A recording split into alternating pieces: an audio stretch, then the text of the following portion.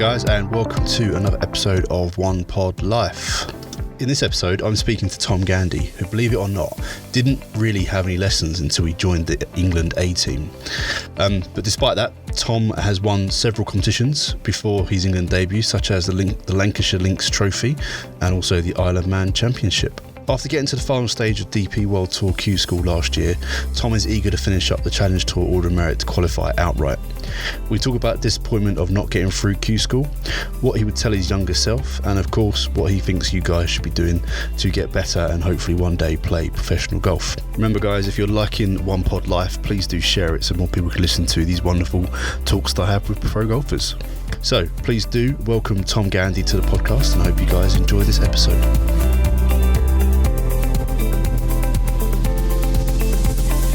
Hey Tom, and welcome to the One Pod Life podcast. How are things doing, my friend?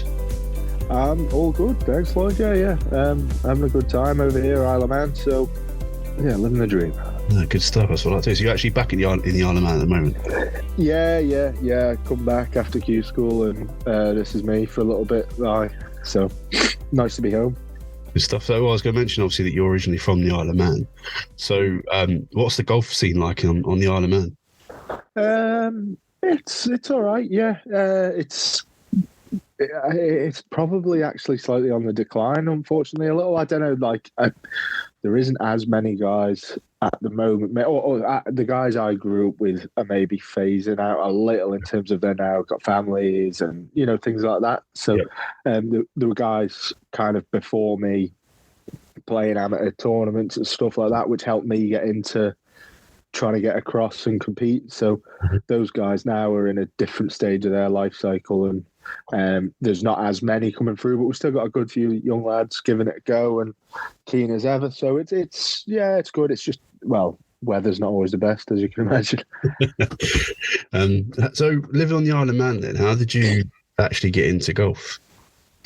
So from the very start, as a kid, really, my old man was captain at my home club, Rowney Golf Club. So he was captain, then he was president, and he was always up the club most nights, maybe having a beer or whatever. It was quite a good sort of thriving atmosphere, really. And I have two brothers. We all took up the sport. My mum kind of actually took us out originally, and then so went from just playing as a kid really up there and got better and better. And what age was it that you actually first started playing?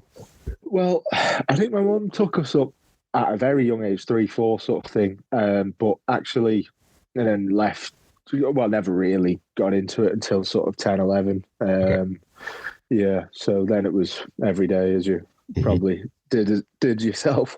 So do you know what the turning point was then, when you were 10, for you to start going down there every day? I think I was quite fortunate. My elder brother's 2 years older, younger 2 years younger.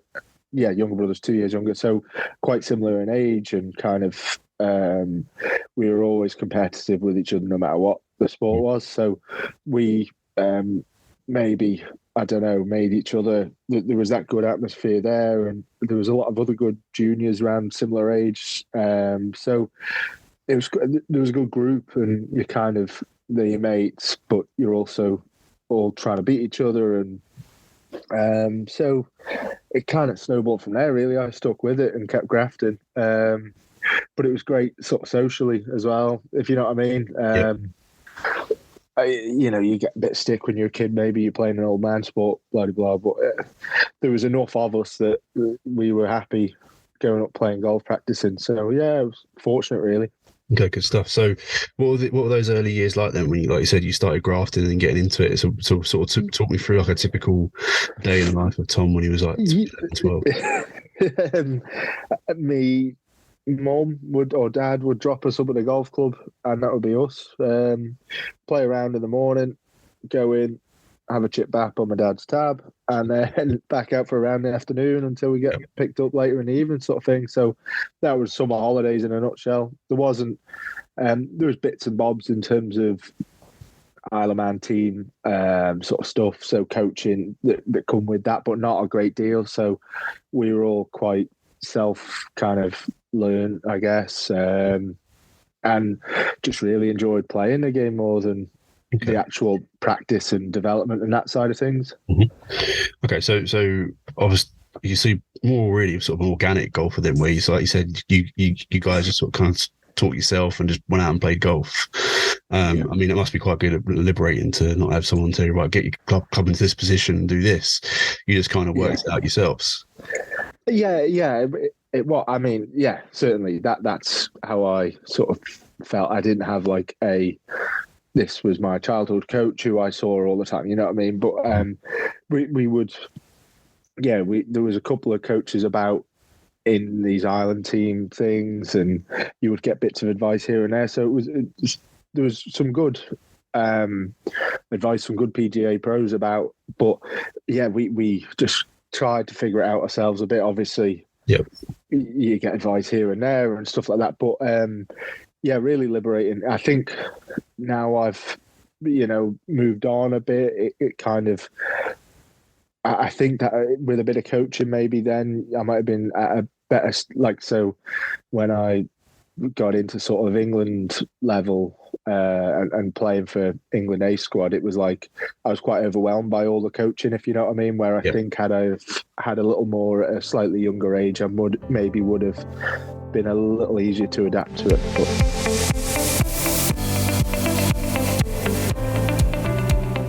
Okay, that's one of my questions, just off listening to what you just said then. At what point did you actually start having regular lessons with a coach? Or was the England A's the sort of first sort of real? It was really, there was. So I transitioned from Isle of Man juniors to Isle of Man men's, and we had a really good sort of county captain at that time, and he was very sort of trying to progress everyone, and we had quite a few lessons with Jim Payne from Southport and Ainsdale. He's a former European Tour winner, great guy, Jim. So we would travel as a team on the way to play a tournament. We would go and see Jim and stuff. So I had some good interaction with Jim, but my first sort of exposure to Jim was very, if you're hitting a block or a hook, it was almost rehearsing a slice, practice the opposite, you know what I mean? Very feel, because which was great. It was easy for me to adapt to, do you know what I mean? Because that's how I sort of played anyway. But England A was then you had your putting coach, your short game coach, technique sort of, that's when I realised how much how many things you could be working on, really. Like you said, that could be quite overwhelming. Like you said, you've gone from just being a field player with a couple of things to think about, and then obviously then you, like you just said, you got to England A and you've got to coach every different part of your game. I mean, it'd be pretty hard not to be overwhelmed, I think, on that front. I mean, we were so fortunate. The quality of coaches were great. They were all great guys. I think for me, again, hindsight's wonderful in it, but I think I'd have, maybe now I've matured a bit and can stand on my own 2 feet. I was very like rabbit in the headlights. I've made it to England, kind of like I've got to listen, I've got to try and do everything. Try to take on a bit too much, really, or. But they were at time. I think that did have a detrimental effect for a period of time, if you know what I mean. Not that I think I had the wrong advice on anything, but I just think I tried to jump in too deep, really. Which is, you see people doing it now, don't you? There's so much information about on social media and YouTube, and people jump in with all this information and forget that it can be relatively simple, can't it? But it can be, yeah. So in that England A setup, then what was it? Because obviously I've spoken to people who play for England, and correct me if I'm wrong. Is that the same thing, or is it slightly different? We were like the second team. We were the you'd still second team basically. Okay, cool. So in that setup, then what was the process? So what would be a typical sort of I guess time you spend with the England A team? What would you be doing? Sort of tournaments you'd be playing and stuff like that? Yeah, so we play a lot of the same tournaments as the England guys, the main squad, the elite squad they called it, and it would kind of over winter we would have a week in about November and a week in about February in Portugal, warm weather camps, and then we'd have a few meetings in at Woodall Spa in between all of that. Yeah. So, to be fair, they were quite in November. There was always like performance challenges, I guess, and so there was always an order of merit. There was that competitive edge to it, but there was a lot of interaction with coaches, sports science guys. There was lots of opportunity there to improve all areas really, as well as still get that competitive kind of sharpness. So all sorts. Okay, good stuff. So what would you say was your biggest takeaway from that? How long were you in the England A team for? So 2014 to 17, so three seasons. Okay, what would you say was your biggest takeaway from that experience? I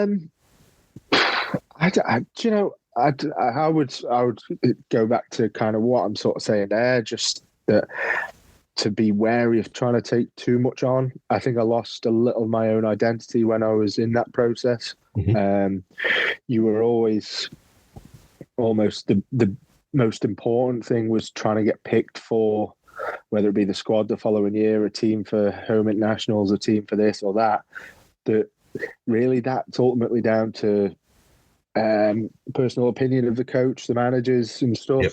Whereas I found it quite liberating when I turned pro that I was, again, just playing for myself. Mm-hmm. It was the score on your scorecard is actually all that matters. Do you know what I mean? Yeah. No, I don't think there was a great deal of politics in it. I just think the mindset was almost, I've got to do whatever I've got to do to get in this team. And it wasn't just go out and shoot the best score you can a little bit.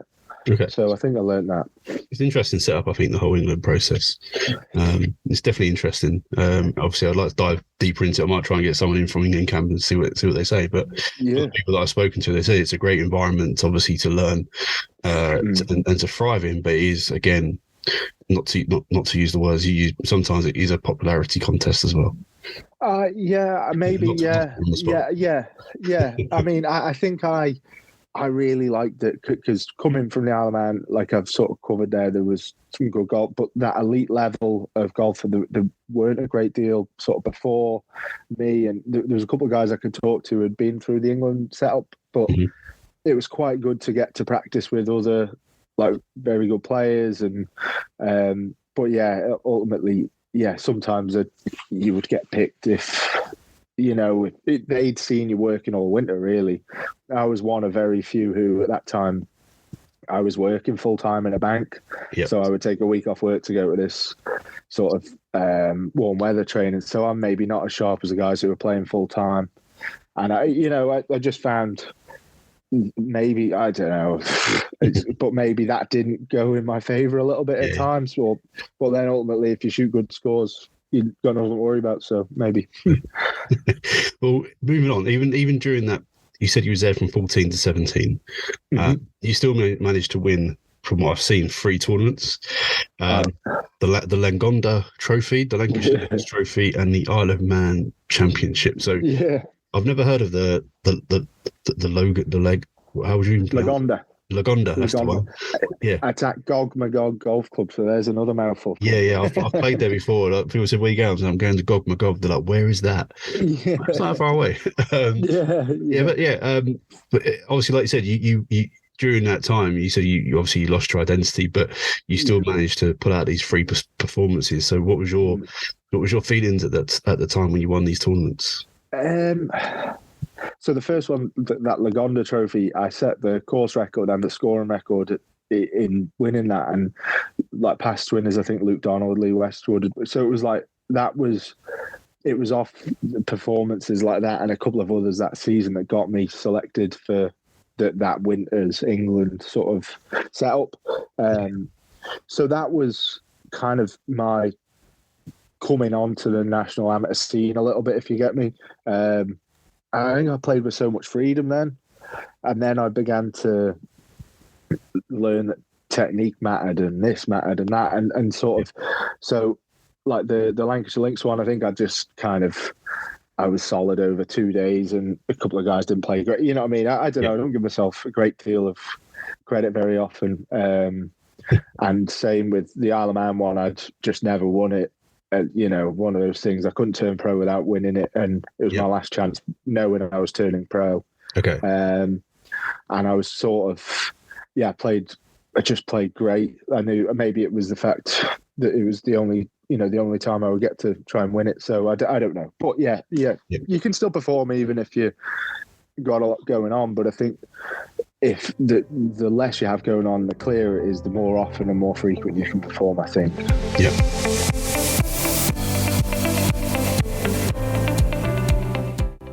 No, because so you'd already made the decision before the Isle of Man Championships that he was going to turn pro.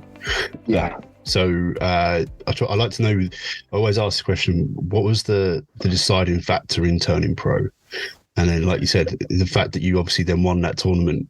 I guess, like I said, it was the only chance you had left to do it. So you obviously stuck to it and performed well to win it. Mm-hmm. So go back to the original question was, what was the main factor you deciding to turn pro? It had just come to a point, I think, where there wasn't much. I mean, I never quite got to the top of the amateur game, but I'd maybe started to see, I definitely had started to see guys from around my level and maybe slightly above turn pro, be successful, or just like, and it was like you either stay amateur. Nobody seemed to even get 3 years with England, never mind. Most people would get maybe 2 years, and then I'd had 3. It was probably, I hadn't played great. You're not likely to be selected again, or maybe, whatever. There was never a conversation or anything, but I was like, well, it's, you either have a go or you don't. And I felt like, why not give it a go? I've come this far. Do you know what I mean? Yep. I was still seeing progress, even though maybe scores weren't always showing it. I felt like I was progressing, so why not take the jump and see, really. Good stuff. And what age are you then? Don't mind me asking. So no, I'm 30, just turned 31, so a bit older than some of the lads. But, So what? So you say he's about 25, 26? Yeah. So I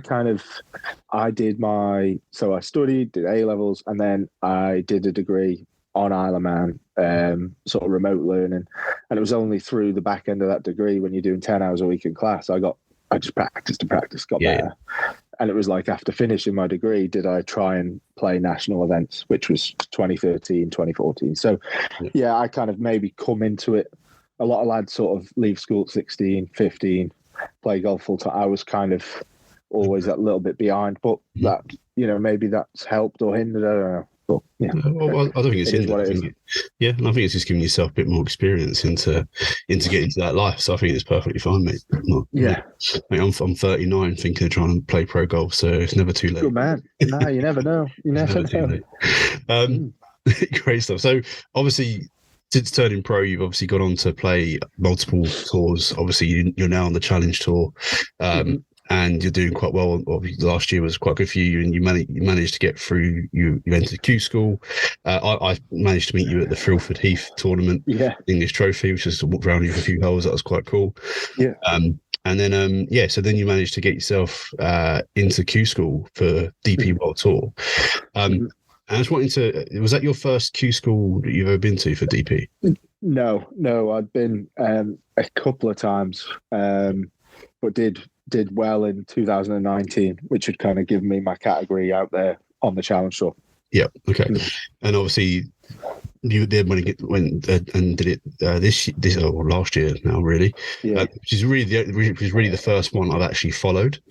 Because I only really started sort of watching and playing golf about 5 years ago, so it's all new on the radar really for me. So so obviously I was tracking you because I saw, I know Tom, I'm going to track see what he gets up to, and you made it all the way through to the final stage. Had you been to? Obviously, you said 2019 you get to final stage to get your category on Challenge Tour. Yeah. Okay. So in 2019 I missed my DP World card by a shot. So I'd got to final stage, made the cut, and then missed out by one in the end. But with COVID and all that went on, that 1 year turned into 3. So and that brought me back to Q School this year. Stuff. So obviously this year you managed to get to round 4. Which is that giving you extra cards on the DP, or are you still sort of just on the No, that is just if you miss the quarter-final, you don't get a category on DP World Tour. You just get Challenge Tour. Yeah. Okay, cool. But I've got two questions really. Yeah. One, I said, although you performed well to make it to the final stage, how did you feel about missing the last two rounds? And then I've got a second question, which is overall, is the whole process as grueling as people say it is?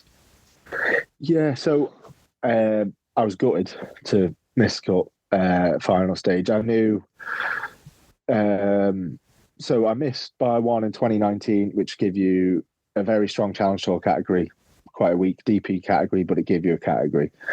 I knew making the cut at final stage would just mean I'm back where I started in that regard, back at the end of Q School 2019.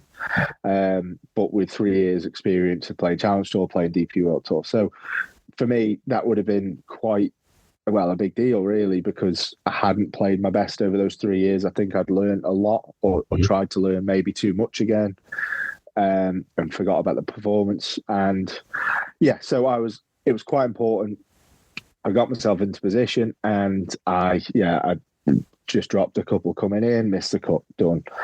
It gave me a Challenge Tour category, which, that was an improvement on where I was at. So I was eventually, every cloud and all that. But in terms of Q School, it's funny one really.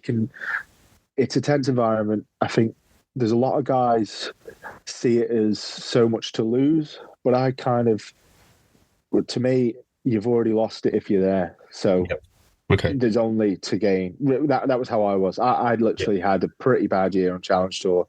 I had no real category or anything like that. So it was like, well, I've got nothing to lose now. That's gone. So all you can do is try go out and win something back, really. So for me, I know I perform my best if I'm kind of got a smile on my face, enjoying myself.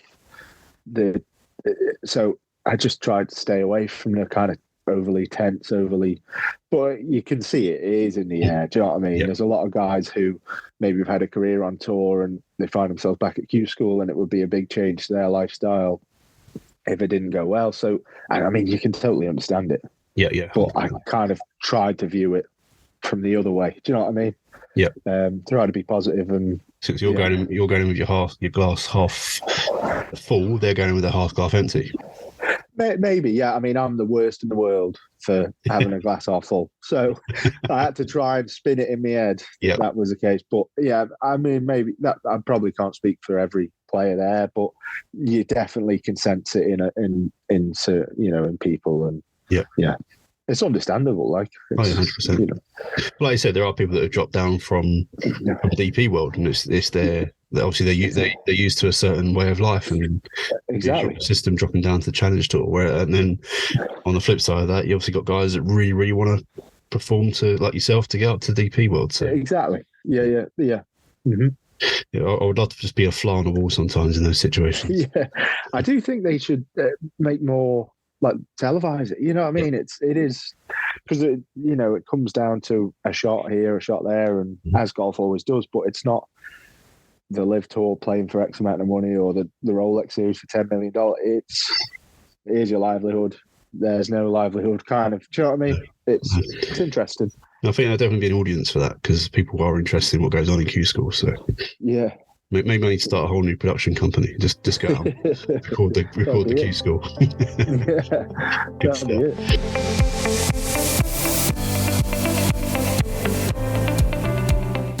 Up to date, what would you say would be the highlight of your pro career? I don't know. I mean, I would actually say that Q School in 2019. Like, I haven't, like, I never won at Euro Pro level. I had some good performances. I was consistent, but I knew I was playing well going into that Q School. I think I'd had like 7 top 10s in a row and had to start at stage 1. I top 10 stage 2. I finished 3rd at stage 1, 3rd at stage 2, and final stage.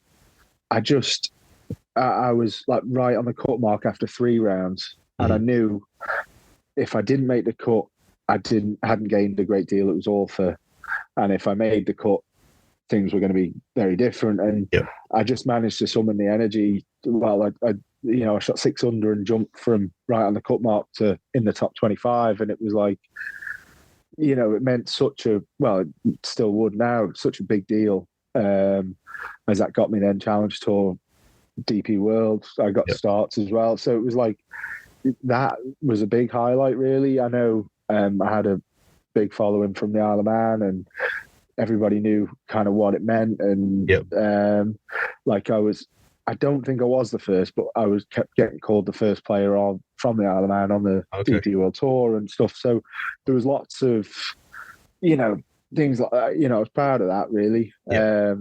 And getting to then tee it up. South Africa Open was my first DP World event. I didn't play well, but it didn't. Like, there's Louis Oosthuizen, and you know what I mean? It was like, I was a proper fanboy, really. I was there to try and play golf. I was going to ask you, what was that first experience of being on a DP World Tour event? I mean, even obviously, I'm a fanboy just standing in the back of the range watching people play. Exactly, let alone, I'm trying to do some work, but I'm like, oh my god, that's that person. Let alone having to try and play golf. That's it. I mean, that's exactly how I sort of was. There's guys I've seen on TV and whatever, and I think that was probably part of my. I was so right. What can I learn from that guy? Not necessarily going up and talking to them, but just watching how they practice. And I did that. Whether it would be the first event or the last event I played on DP World, it was like, how can I learn? I'm always trying to improve, but I think a lot of the time, or it feels as though maybe to my detriment, a little lost sight again of what I do myself because I'm busy seeing so and so do this really well. You know what I mean? But cool to kind of get to compete with guys like that. So. Okay, I guess it also gives you the hunger to want to get back there as well. Because now you know. Right. Yeah. Exactly. Absolutely. Yeah. Summed it up perfect. You just kind of. You want to be there. You want to be in the thick of it. There's so much to play for, but it's just, it's such a good. You get to go out and try and perform your best and improve every day. You know what I mean? It's good. Mm-hmm. No, definitely. Well, one day you'll be back there. Don't worry about that. Yeah, that's right. Yeah. Good stuff. Right. Well, a couple of quick fire questions for you. If you could play any course in the world, no money was an object. I could get you on there tomorrow. Where would you choose? I mean, I guess do most people say Augusta? I've not asked this question before. Don't think. Oh right, okay. I would. Yeah, I mean, Augusta's the obvious one, but do you know, I might throw a bit of a curveball and say wherever the tournament is. I'd much rather play a tournament than play a golf course for the golf course sake a little. Okay. I feel it's So if there was a tournament on the local municipal, or I don't, maybe that's a bit extreme, but you know what I mean. I would much rather compete. So wherever, but Augusta would be bucket list. Yeah, of course. Who would you pick to be in your dream four ball? You can pick anybody. It doesn't have to be golfers. It could be celebrities or whatever. Yeah, who would you pick to be your dream four ball? I mean, Tiger is probably again. Everyone picks him. Yeah. I'm a big Newcastle fan, footy fan, so Alan Shearer's hero. Yep. Tiger, Alan Shearer, and I would love Lee Trevino. I love the way he kind of is. You see clips even now, and I think he's in his 80s, and just seems so knowledgeable. And again, the thirst to kind of improve and learn. I would love to hear what he's got to say, really. You'd have a lot of banter as well. I remember, I think it was last year, they obviously showed the clips of him playing, and he's got some proper banter, yes. Yeah, exactly. You'd have fun, I think, wouldn't you? Yeah, well, especially now that Tiger's chilled out a little bit as well. It'll be mental. Yeah. No, good stuff. This is a hard one, I think. Well, it could be a hard one, but it might not be. If you could win only one major in your career, which one are you choosing? Well, you see, being sort of British, you would say the Open, but I believe at the Masters more out of the fact that you only play there if you're top 50 in the world. I could qualify for the Open this year, and that could be the only thing I do all year. Do you know what I mean? Yep. if you are teeing it up at the Masters, you've had a very good career to that point. Do you know what I mean? That's no disrespect to anybody who has qualified to or anything Oh, no, of course meant not. by that at all. I just think it would be an achievement to be teeing it up at the Masters, never mind win it and go back every year. Mm-hmm. Yeah, I mean, the pool of going back there every year, or knowing that you can play there whenever you want as well is a nice feeling as well. Yeah, I think it's a hard one between the Open and the Masters. To be honest, it's definitely it's a tough. And I mean, Americans obviously love the US Open. I think the USPGA is a funny one. Yeah, like I feel like there should be some credit given to maybe like the Asia kind of, maybe some golf is now global, isn't it? Like USPGA doesn't quite get as excited as the others somehow. No. Yeah, I still like to win it. But... Yeah, of course. Probably, well, obviously we can rewrite the rules of golf right here, but I think there probably should be one down in Australia. Like that could be it. One in America, one in the UK or Europe, if you want to call it that, or two in America, sorry, and then have the other one sort of like you said, Asia. Yeah, to represent, because there's a huge population of golfers that way now. I mean, I guess there always has been, but you know what I mean. It just feels like it's a real global sport, and yeah. Well, you never know. It could be a live major. You never know. Yeah. Anyway, that's a whole other topic. Yeah. What I want to do now, Tom, is just move into a section, like I said to you before, about sort of giving your top tips on how you think an aspiring golfer should go about if they want to become a professional golfer. So, what would your top 3 tips be? And just explain to me why you picked those ones. Okay. I would say first up would be to get good advice from somebody you trust. I think it's all well and good putting hundreds of hours of practice in, but if it's on a bad habit or a bad move or whatever, you're only further ingraining that. So I think it helps give purpose. But I would say to sort of sit with that is to maybe not, to literally trust it. I think it's very important, if you have a coach, to trust that coach and to not go round in circles looking for other things. Do you know what I mean? Yep, social media is an absolute nightmare, you know, or it can be. So, it would be to get guidance from somebody you trust and, commit to that and give that your best. I would say then number 2 would be to have some strong kind of repeatable practice habits, whether that maybe beyond practice, just daily habits, things that you can do. It might be 15 minutes of putting on your daily setup, like your mirror or your something. It's just try and have check-ins, really, just to keep you as close to consistent as you can. We all, as humans, you're going to move up and down, you're going to move away from it. But if you can do certain things, maybe in each area, consistently and daily or as frequently as you can, it just allows you to stay nearer that sort of middle line. And then I guess, play a lot. The best place to practice is on the golf course. You get different lies, you have different shots. Every day the course will play that little bit different. And to go with that, it's even better if you're in competition. I turned pro before this new handicap system come in, but I know there's a few bits where people's handicaps maybe are, they play a lot of supplementary rounds, don't play competition rounds, protecting this sort of semi-false handicap. I just think you learn so much more about yourself as a golfer under the gun of a competition, whether that be your monthly medal, your national championship, whatever it is.